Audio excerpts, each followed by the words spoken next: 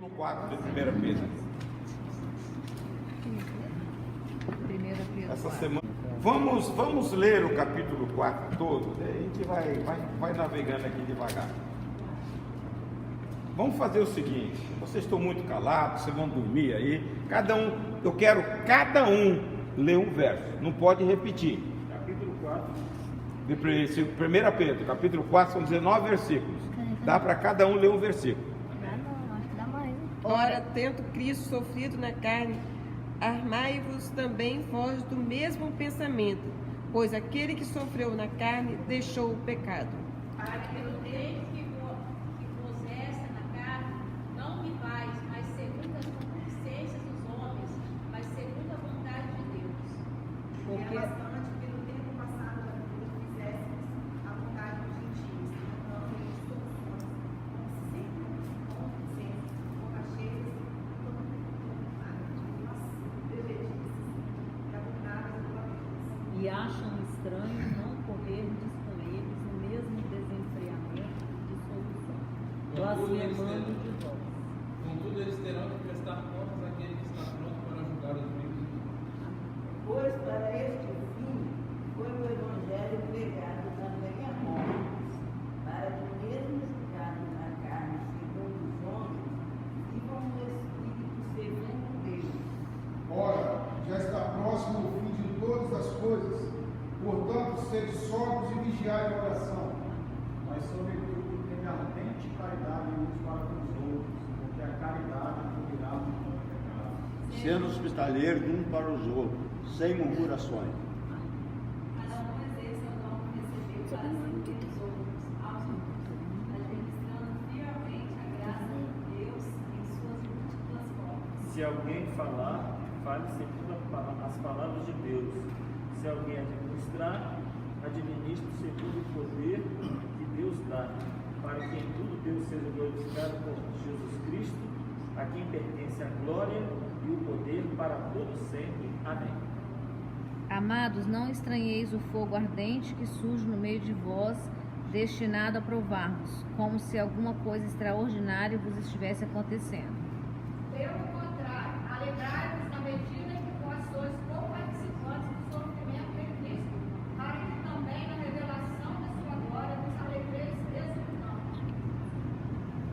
Se pelo nome de Cristo sois vituperados, bem-aventurados sois, pois sobre vós repousa o Espírito da glória e de Deus.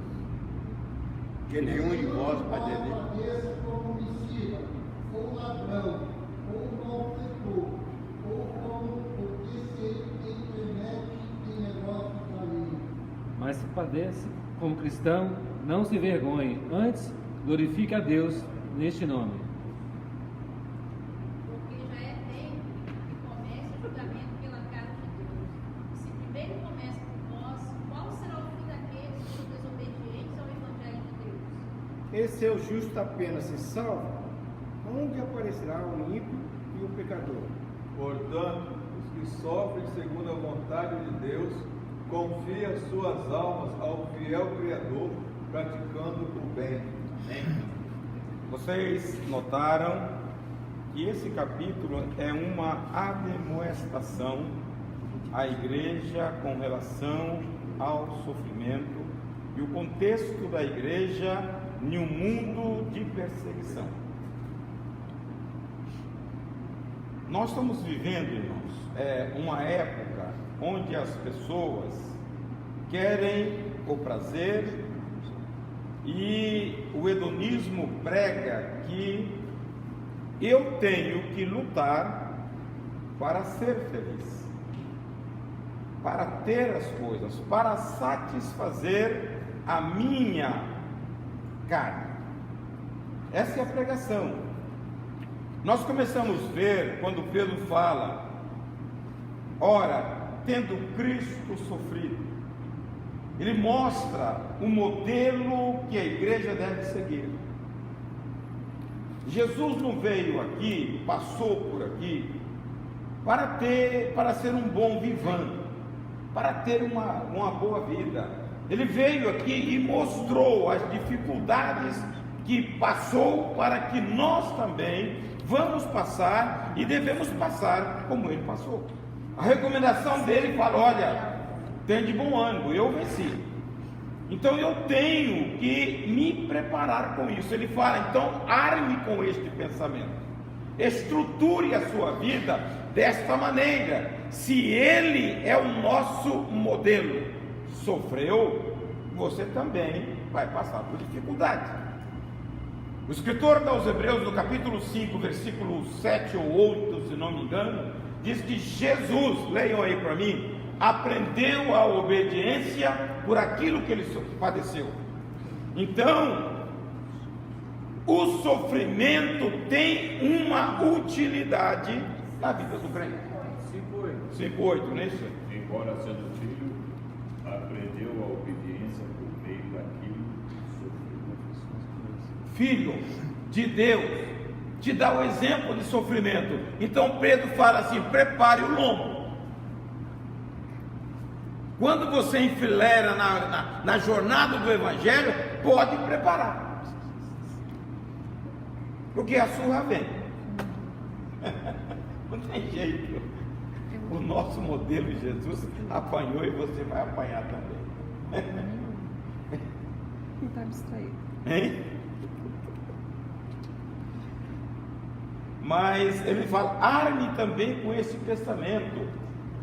Você se choca com pessoas hoje que começam o Evangelho e acha que aqui é um parque de recreação. O Evangelho não é isso. A começar pelo que Jesus disse: a porta é estreita.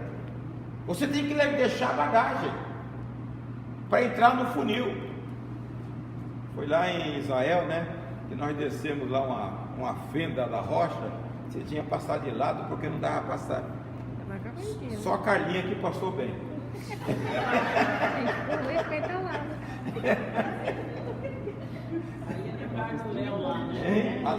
Léo não passava.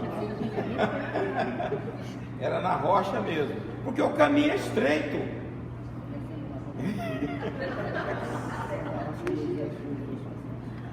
Mas a dificuldade do Evangelho é esta, e você vai encontrar empecilho. Aqui, a epístola de Pedro, ela é uma admoestação para a igreja dispersa, que estava passando uma tremenda perseguição. Foi no tempo de Nero. Esse contexto é isso, que ele deflagrou uma perseguição, dizendo que os cristãos eram responsáveis pela loucura que ele fez em Roma. E aí ele desandou a prender. Foi aí que prendeu Pedro, foi aí que prendeu Paulo e crucificou, porque um cara era insano. E aí ele queria culpar alguém e ele meteu culpa no Evangelho. E a igreja estava sendo perseguida. E eles estavam querendo desanimar. Ele anima: lembre-se que o nosso Salvador, o Filho, sofreu. Ele aprende a obediência pelo sofrimento. E muitas vezes nós questionamos: por que Deus, que é onipotente, não tira o mal da terra? Por que existe o mal? Hein? Para a gente ter uma experiência com a maldade. O quê? Para a gente ter uma experiência com Deus. Isso aí. Tá vendo, garoto? Ele é bom, hein? Boa, Ele disse para a gente ter uma experiência com Deus. Qual é que foi o hino? Quando você está em dificuldade, o que você faz? Você se aproxima e vai orar. O hino 126 fala isso. Tá? Muitas vezes nós estamos no bem bom, esquecemos da bondade de Deus e não voltamos para o Senhor. Capítulo 2, versículo 14, se não me engano, de Oséias, fala assim: eu vou te levar ao deserto para falar ao seu coração, porque nós esquecemos de Deus com facilidade. Mas o mal existe devido a uma consequência de quem? Eu não vou entrar nesse meio, porque eu tenho uma teologia herculana, que é minha. Quem criou Lúcifer? E ele não sabia que ele ia errar. E por que criou? Mas Isaías fala que quem criou o mal foi Deus, né? Foi Deus criou o bem e o mal. 45:7. Não, mas veja, Deus não é onisciente. Dentro da onisciência, Deus não tem a presciência, não sabe tudo. Ele já sabia, por isso que ele criou já o inferno para o Lúcifer. A minha teologia é o seguinte: o homem é o primeiro ser que está no coração de Deus antes da criação. É Efésios 1:4. Tá?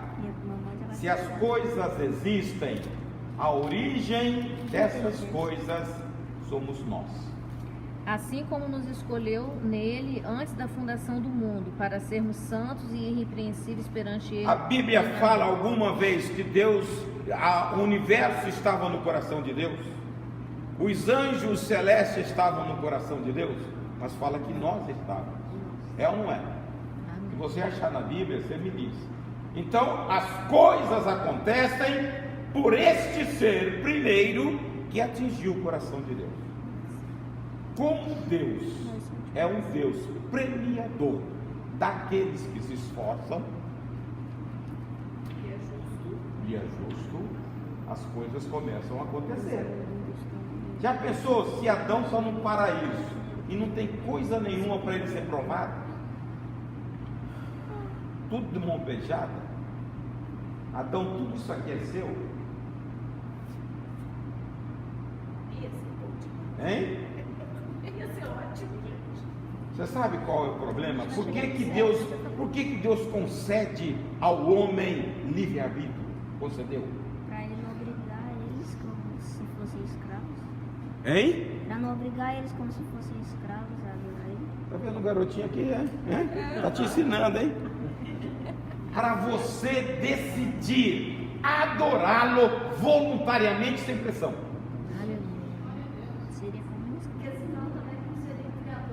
Exatamente. Eu tenho que reconhecer quem é Deus e me render a Ele. Por isso eu tenho liberdade que Ele me deu de escolher.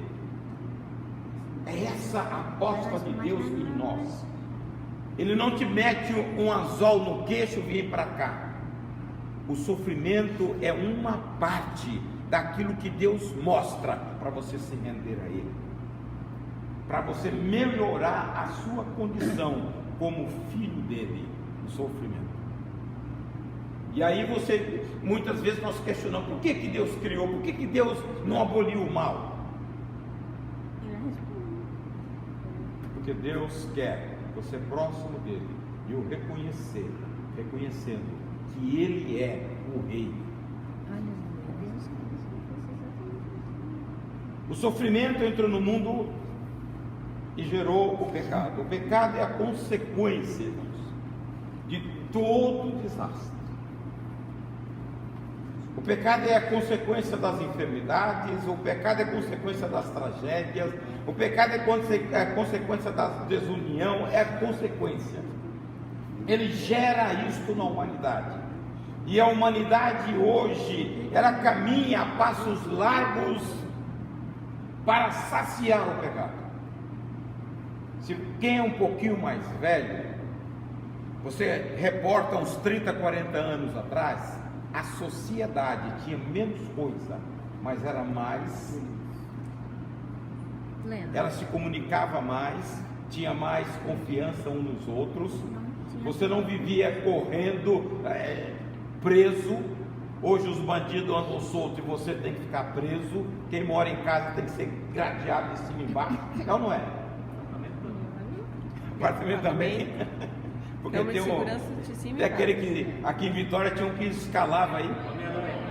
Ainda continua por aí, já lhe dá pena. Então, veja, qual é isto? O pecado. E a origem do pecado? Está na criação que Deus fez.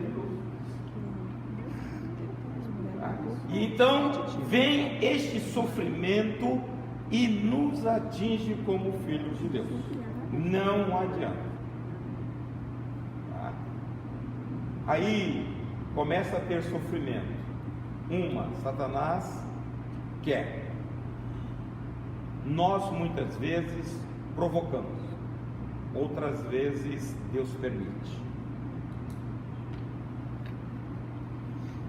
quando Deus permite, Ele quer o aprimoramento nosso. Mas quando, eu falei isso na terça-feira, rapidamente, né? Naquele texto que nós lemos lá de 2 Reis. Quando nós fazemos uma péssima escolha, nós lemos a história de 2 Reis, quando Josafá, rei de Israel, fazia o que era reto, ele se associa a Jorão, um rei. Eles vão para o deserto e andam 7 dias perdidos, e fica lá a ponto de morrer, sem água para o gado, sem água para eles. E aí Josafá diz assim: não existe por acaso algum profeta aqui para que a gente ouça a voz do Senhor?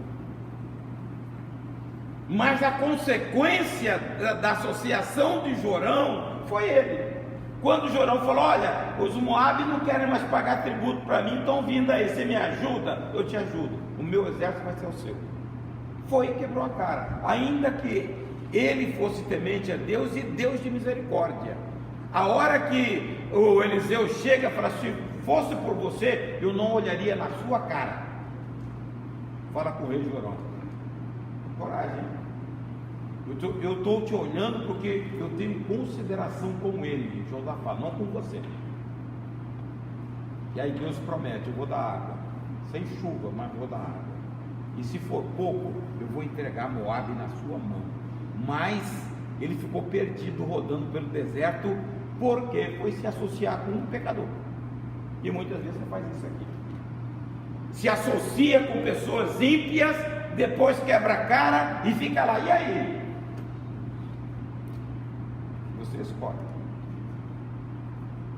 A Bíblia diz lá em 1 João 2,15 que a concupiscência é como que é?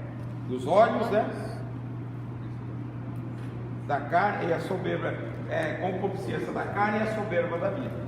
São as três origens que vem a tentação e a provação. A concupiscência da carne, a concupiscência dos olhos e a soberba da vida. Não vem do Pai, mas sim do céu. E também você vê, Jesus foi tentado com essa sequência. A Eva foi tentada também com essa sequência. E você também. Então, o sofrimento ele está aí, irmãos. Como é que nós vamos enfrentá-lo? Há um sofrimento físico de enfermidade, de quebradura. Há um sofrimento de perda. Há um sofrimento maior que Satanás está instalando como perseguição à igreja no tempo presente. É um sentimento que prende e machuca a alma das pessoas, nas emoções. Tá? Nós temos um número grande de depressão. Tudo isso é sofrimento. Então, como viver uma vida cristã que você possa ter uma qualidade de vida, que você possa amenizar isso? Eu estava conversando com um colega lá na academia. Ele tem uma filha que está fazendo doutorado em medicina. Ele falou: a colega da minha filha, 30 anos, formou, está fazendo na USP, repentinamente tem um problema lá, ela teve que meter uma válvula na cabeça e agora está em coma. Tem coisa que você não prevê. A pessoa se esforça tanto, consegue atingir o ponto, eu vou, e aí vem, é sofrimento, não só para ela, para todas as pessoas que estão em volta dela.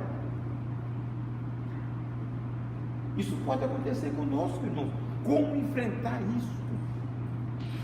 Isso a vida oferece. É que nós estamos aqui dentro. Se é um que anda pelos hospitais, vai nos hospitais para você ver quanto sofrimento existe. Muitas vezes a gente não tem essa percepção. Eu gostaria, o meu desejo é ainda implantar um trabalho aqui no interior, para você ver as pessoas magras, passando necessidade, sem ter, e muitas vezes nós aqui reclamamos, é porque não sabemos, o mundo é mau, irmãos, e o sofrimento vem.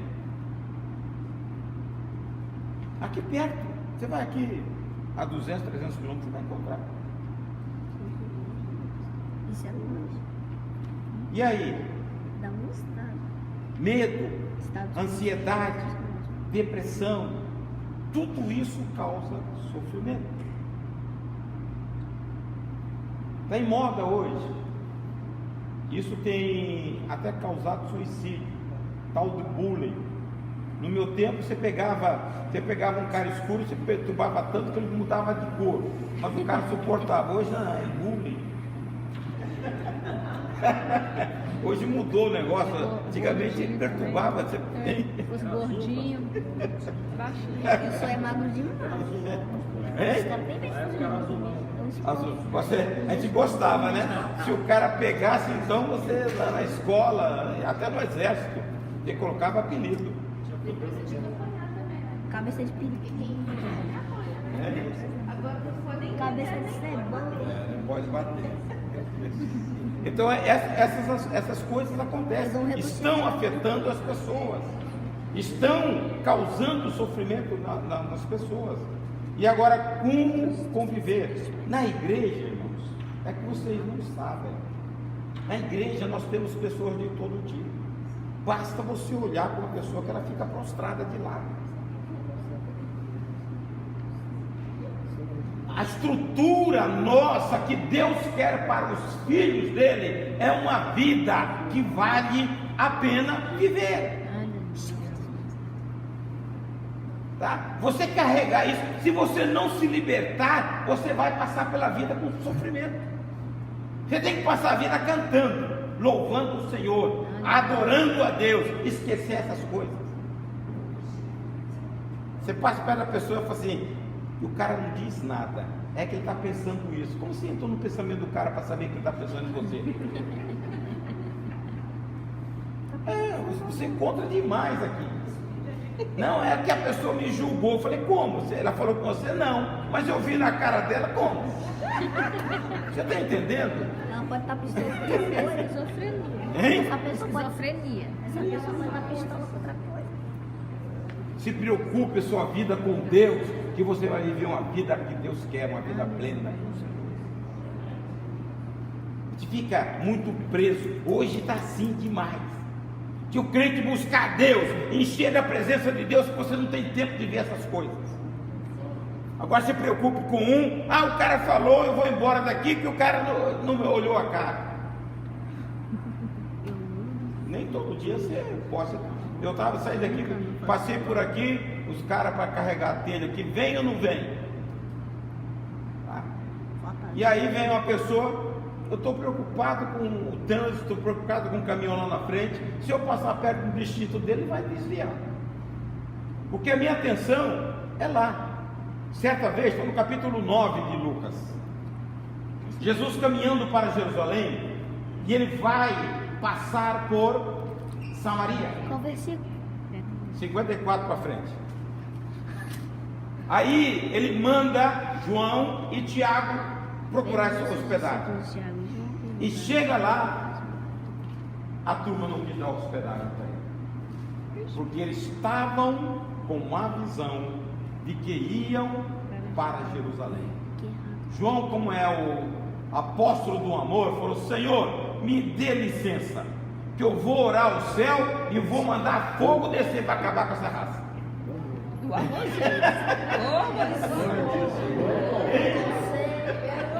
É do amor.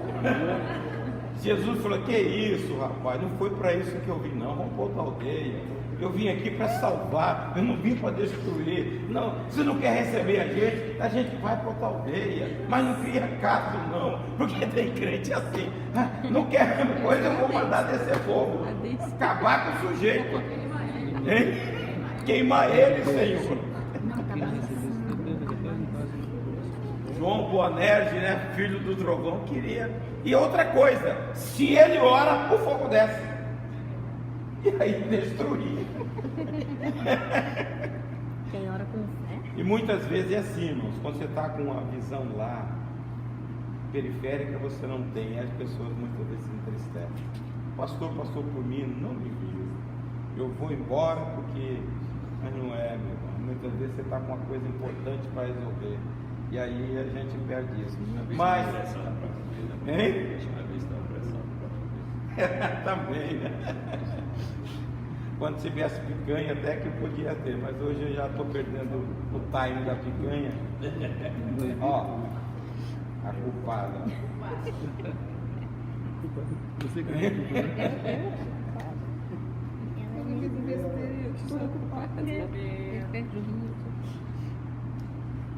Isaías 43, os versos 1 e 2, você vê que Deus não poupa ninguém do sofrimento. Mas o que acontece com ele? Ele disse: se você passar pelas águas, eu vou com você. Se você entrar no fogo, eu também estou com você. Quando passares pela Tá? Ele não vai te livrar, mas ele vai estar com você. Tem momentos na nossa caminhada que o negócio torna estreito mesmo. Só a presença de Deus para você chegar do outro lado. Mas Deus tem uma promessa: não te deixarei só, estarei com vocês até a consumação do século. É isso que tem que encher o nosso coração. Saber o seguinte, que as dificuldades virão, mas Deus não nos abandonará, Ele estará conosco. Quando você conhece a história do povo de Deus que enfrentou desafios, os 3 hebreus na Babilônia, eles são lançados na cova são lançados na fornalha, e Deus estava lá. Quando o rei olha, tem 4. Quando Daniel é lançado na cova, Deus vai lá e tranca a boca dos leões. E aí você vê o milagre de Deus acontecendo, porque Ele não te abandona. Então, Ele faz isso. O Salmo 23, do verso 4 diz: ainda que eu ande das trevas, não pode temer, irmãos. Deus não gosta de crentes covardes. ainda que ande Capítulo 1 de Josué, não temerei mal. Deus fala várias vezes a Josué: não temas, levanta, porque do jeito que eu fui, eu vou com Moisés, eu vou ser com você. Tenha bom ânimo. Então Deus não gosta. Eu tenho falado ultimamente que para o crente se encher de vigor espiritual, que nós servimos um Deus que é todo poderoso. Não é um Deus que pode alguma coisa, Ele pode tudo. Eu fico olhando esses crentes meio medrosos, eu fico pensando, essas pessoas não têm experiência com Deus. Deus é o nosso Deus, é o Todo-Poderoso, é o El Shaddai, é aquele que está conosco. Pode se levantar o inferno contra você, mas não tem poder, porque conosco está o mais poderoso. Então o crente tem que se encher disso. A vida cristã, irmão, os desafios são grandes, mas só vai chegar do outro lado os valorosos. Tem um texto, parece 11:32 de Daniel, que diz: o povo que conhece o seu Deus se tornará forte e ativo. Você precisa o quê? Conhecer Deus. Muitas vezes o medo, falta de conhecimento. Nós desconhecemos ao Senhor. Outra coisa, Deus trabalha nas circunstâncias. 8:28 de Romanos diz que todas as coisas cooperam para o bem daqueles que amam a Deus e que são chamados pelos seus decretos. No capítulo 50 de Gênesis, quando Jacó morre, os irmãos de José ficaram temerosos. Eles falaram: agora esse cara vai vingar da gente. Leia o versículo 20. Ele diz: foi Deus que mandou para cá, para vós vedes o livramento que ele fez com as famílias. Porque as pessoas, se José não tivesse sido vendido para o Egito, ele não ia assumir a posição, ele não ia tratar da família dele, porque a terra estava deserta e com seca. Não é isso? 50-20, quem achou? Gente, mal. Ou mal contra mim, porém Deus o tornou em bem para fazer como se vê neste dia, para conservar muita gente com vida. Então Deus arrumou uma situação que cumpre um propósito, que era o sonho dele, e também salva a vida. No capítulo 41, quando José vê os irmãos pela primeira vez, e os irmãos se dobram diante dele, vem na mente de José uma coisa. A Bíblia diz: e José lembrou do seu sonho. Porque ele teve a visão, o sonho antes. E quando os irmãos chegam que não conhecem José, ele fala: Deus é fiel para cumprir o sonho. Ele lembra daquilo que ele teve na sua adolescência. Ele tinha 17 anos. Foram os feixes de trigo que se dobraram perante o feixe. Tá? E ele lembra do sonho, e os irmãos não conhecem. Ele está tratando, testando os irmãos, e os irmãos não sabem. Ele lembra logo do sonho. Quando você tem uma promessa e Deus cumpre a promessa, primeira coisa que vem na sua mente: Deus falou.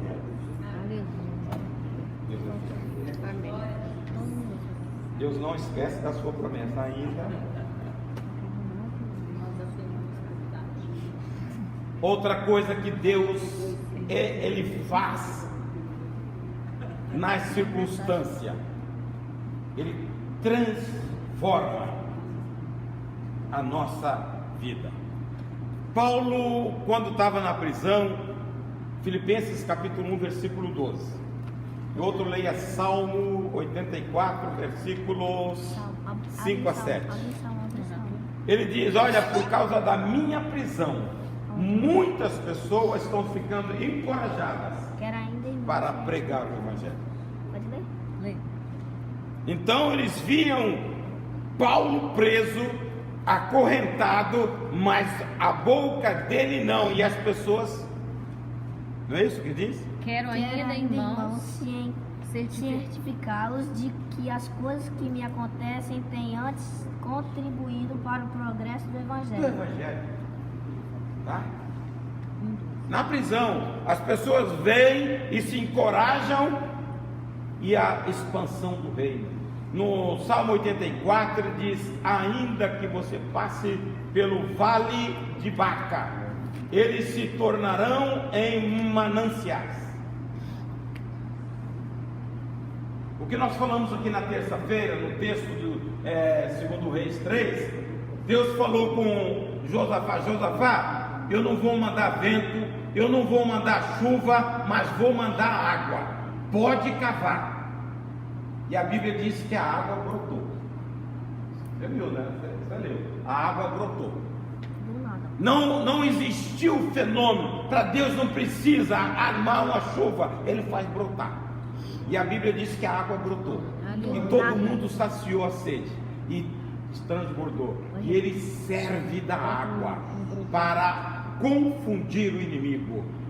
Quando o sol nasce sobre a água, o inimigo vê sangue.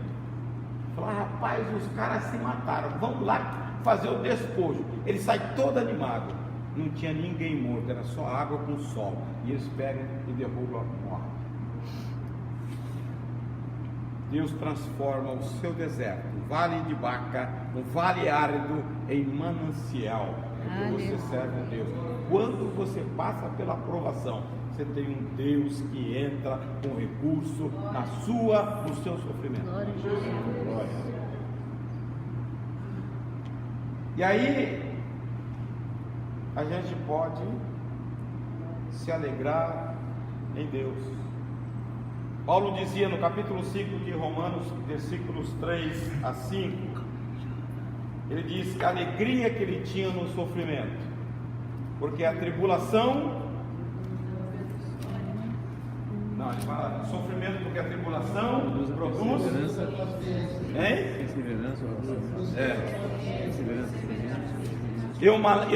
eu me alegro nas minhas tribulações, porque ela produz paciência ou perseverança, e a perseverança produz experiência, e a experiência produz esperança, que não pode ser confundida.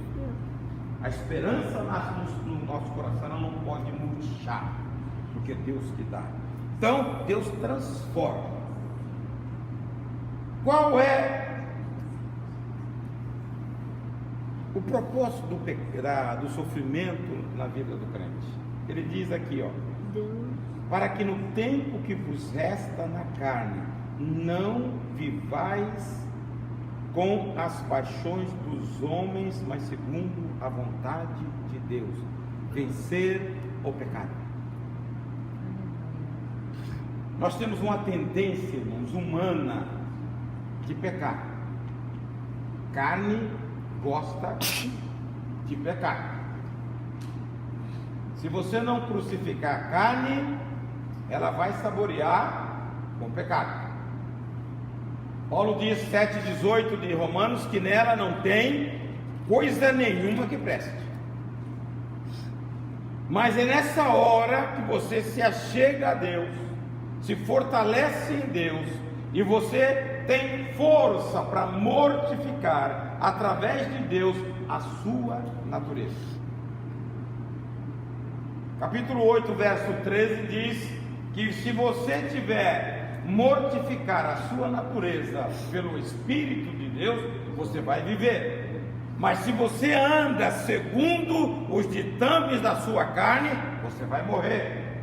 Então, quando nós nos achegamos a Deus pela dificuldade, nós estamos mortificando. Capítulo 6 também fala que nós temos que matar, morrer o nosso homem velho. E como a Bíblia fala isso várias vezes, capítulo 3, verso 3 de Colossenses, fala: se já morresse com Cristo, não é isso? Eu fico olhando reação, irmão, de muito crente, e aí você diz o seguinte: a vossa vida está escondida por Cristo em Deus. Mas ele diz no início: e se já estáis mortos, se já estáis morto, sente alguma coisa? Não. Morto reage alguma coisa? Você bota o sujeito lá no caixão, os caras vamos carregar logo, vamos acabar que está dando muito trabalho, vamos meter ele logo na terra. Ele não apita nada, porque está morto. Quando o crente apita alguma coisa, é porque ele não morreu. Se o crente está morto, ele não apita nada. Todo mundo faz o que quer. Vamos carregar. Vamos tirar esse defunto daqui. Isso é pelo Espírito. Se não me engano, capítulo 5 e 24 de Gálatas. Acho que é 5 e 24 de Gálatas. E os que são de Cristo Jesus crucificaram a carne, com as suas paixões e concupiscências. Os que são de Cristo Jesus crucificaram a sua carne com suas paixões e concupiscências. Tudo está lá. Isso vem, irmãos, do sofrimento. Então o sofrimento, o propósito do sofrimento nos ajuda a vencer o pecado. E nós temos que ter, quanto mais Deus te prova, Ele quer melhorar a sua situação. No capítulo 12 de Hebreus, no versículo 10, lá fala-se sobre correção. No versículo 7, Deus fala: Deus corrige a quem ama Se você não é corrigido, você não é filho, você é bastardo. Deus só corrige filhos legítimos. Lá no versículo 10 ele diz: a intenção da correção de Deus é levar que nós sejamos participantes da santidade de Deus. Olha o propósito. Já pensou se nós realmente refletirmos a santidade de Deus? O propósito de Deus é esse. Mas muitas vezes, quando vem a correção, ninguém gosta, né? Na verdade, nenhuma correção parece no momento ser motivo de gozo, mas de tristeza. Contudo, depois produz um fruto pacífico de justiça, dos que por ela têm sido exercitados. Então, o propósito de Deus é aprimorar a nossa vida. No versículo 4 diz: por isso difamando-vos estranham que não concorrais com eles no mesmo excesso de devassidão. Eles falam mal e você se cala, tá? E eles ficam estranhando quando eles te ofendem e você não reage. E você, com a sua vida, você testemunha da transformação que Jesus fez na sua vida. Versículos: os quais hão de prestar contas àquele que é competente para julgar os vivos e os mortos. Então nós podemos testemunhar com a nossa vida a respeito de Jesus. O sofrimento nos ajuda a manifestar o amor aos irmãos. Irmãos, quando existe uma catástrofe, aqui tem, de vez em quando, água invade e levanta aquelas campanhas, quem que encabeça isso? Pecado? Pessoas que muitas vezes já passaram por essa situação. O que o sofrimento mostra? Você mete mão no bolso, você ajuda, você compadece. Muitas vezes você aqui que nunca passou por isso, você não está nem aí. Você está entendendo? Muitas vezes o sofrimento que Deus impõe a nós ficamos com o coração terno de amor, compaixão pelas pessoas, porque nós sabemos o que passamos. Nós avaliamos porque já passamos dificuldades. Deus nos permite passar para isso, para ajudar lá na frente. Com consolo foste consolado, vos consolareis os outros. Quando você vê essas pessoas que se dispõem, é porque elas conhecem, elas já passaram, e isto elas sabem na carne. Quando você não passa, você tem um sofrimento lá, você não está nem aí. Que alguém possa passar por isso. Você não mete a mão no bolso porque não sabe. Agora, quando você sabe, você se dispõe. Quando o irmão, quando você tem necessidade, já passou e alguém te socorreu, você está pronto para socorrer outro. Amém. Sabe o que é isso? É verdade. Tem gente que não passa, irmãos, tem gente que não ajuda ninguém com ninguém, porque ele nunca teve necessidade. Os pais hoje, nós que fomos de uma geração, a gente lutava para ajudar os pais. Os pais hoje dão boa vida aos filhos. Os filhos de hoje, a geração de hoje não sabe o que é isso, não sabe o que é abnegação, fazer e virar as costas sem ter retribuição nenhuma, faz porque ama. Este é o amor cristão. A Bíblia diz que teve uma igreja de Tessalônica. Paulo diz, capítulo 1 de 1 Tessalônica, versículo 3, ele diz: a operosidade da vossa fé e a abnegação do vosso amor e a firmeza da esperança dos crentes, porque os crentes tinham um resultado, eles tinham a fé com obras e um amor abnegado. Amor abnegado não é aquele que dá um prato de comida esperando receber uma picanha lá na frente, não, Leonardo? Ai, não deixava não. Os caras vão morrer do coração. Você dá porque Deus impediu. Dinheiro, então, você nem morre. Irmãos, uma certa vez, Deus já me fez algumas vezes sair. Uma vez eu saí e fui visitar um pastor. Eu não sou de visitar. Falei com ele, Elia, vamos lá na... Aí Elia foi lá conversar com a irmã, eu fiquei com ele. E o irmão se derramou, estava numa situação. E você sabe aquele que Deus fala ajuda? Naquela época, irmãos, acho que nem era ano 2000. O cara falou, estou na mão do EJ, estou devendo 5 mil, eu dei a eles. Hein? É melhor dar porque... Não, a Bíblia diz que você quando vai, você não procura retorno. Tá? Aquele que empresta seu dinheiro sem usura, você dá. O provérbio diz que tem que dar. E você, quando é dirigido pelo Espírito, você dá. O irmão ficou feliz, ficou abençoado, e Deus o ajudou. Outra vez eu fui em Mato Grosso. Chega lá um obreiro, que eu andava com ele muito, todas as vezes que eu saía para caçar, que eu fazia prevenção, né? Porque tempo tinha. Eu ia com ele, com o carro dele. Ele falou, pastor, eu operei no coração. Mas eu penso que depois devolvo os peixes. E estou aqui sem nada, não tenho água, luz, telefone. Tem hora que você fala, por que Deus me trouxe aqui? Aí você tem que meter a mão no bolso. Tem que agir, né? E aí ele falou, ele está bem hoje. Eu fui na casa dele o ano passado. Isso faz tempo. Ele falou, pastor, você sabe? Lembrou do fato, eu já tinha esquecido.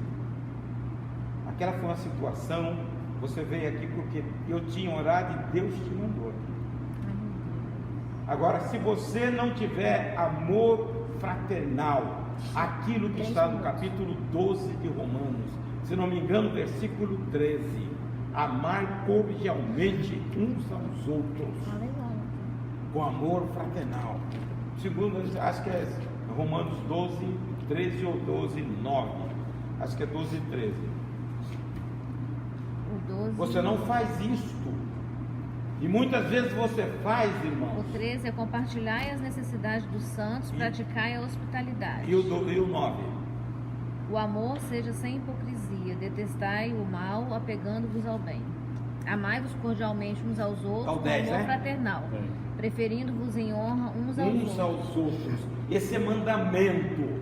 E se você não tem uma experiência com Deus e alguém te socorreu na hora que você precisava, você não vai fazer. Eu me lembro, irmãos, quando eu estava com câncer, eu ia constantemente e saía com a bolsa,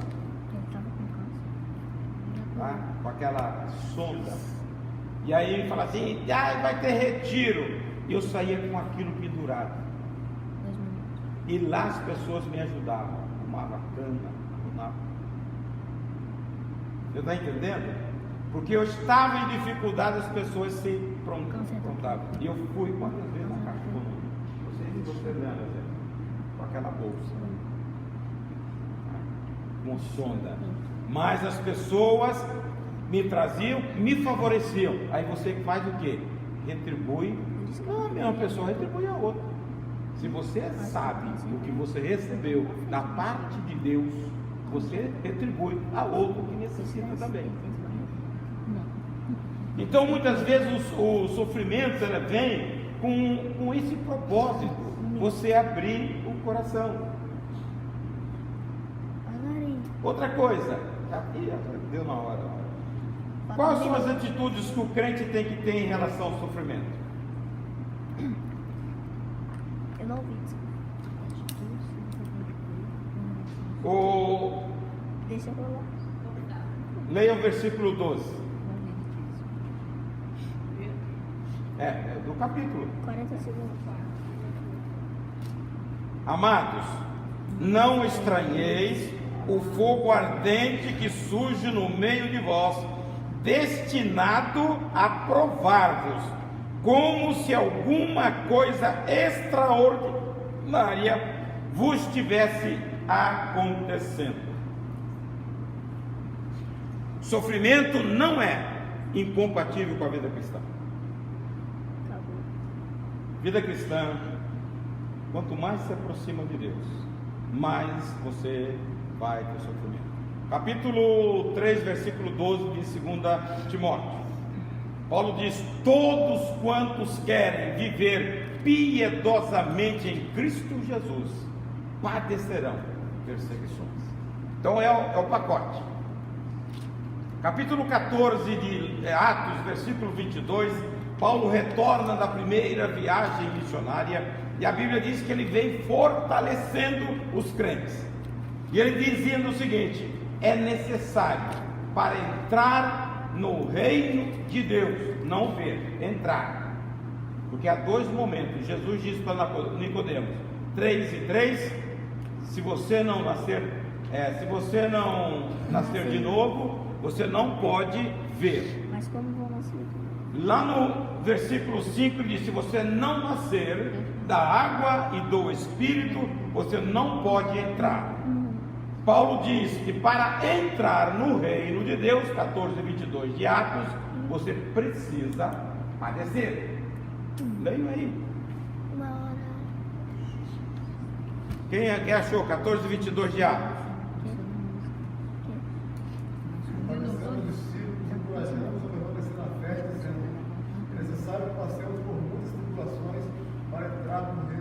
Para entrar, não é para ver, para entrar. Então você precisa passar por tribulação. Esse é o pacote. Então o sofrimento não é algo absurdo. Pedro dizer, não vem estranhar que isso é algo extraordinário, porque não é comum. Crente tem que passar. Prepara o lombo. Não é o diabo não.